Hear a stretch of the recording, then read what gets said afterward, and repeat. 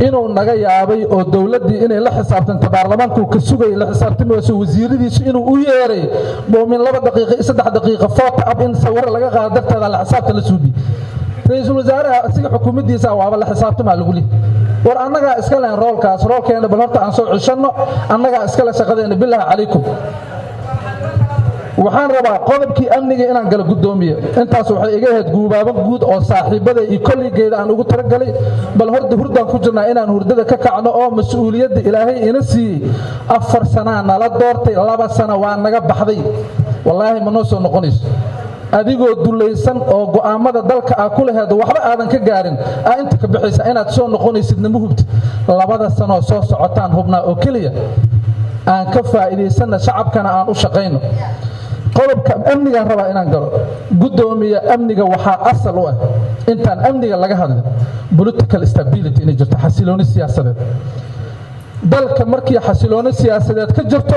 waxyaabaha ku xiga oo dhan baa laga hadli karaa oo amniga ka mid tahay oo doorashada ka mid tahay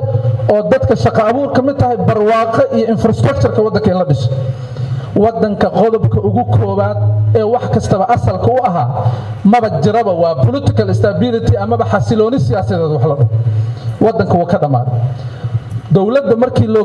mandate-ka ugu horeeya waa shacabka in la isku haayo iyo maamulada dalka in la isku haayo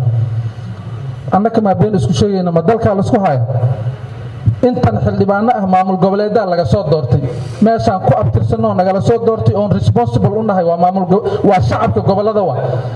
meelihii aan ka kala nimid iyo dawladda xiriirka waa goosteen war af Soomaaligaas ma la fahmi karo miya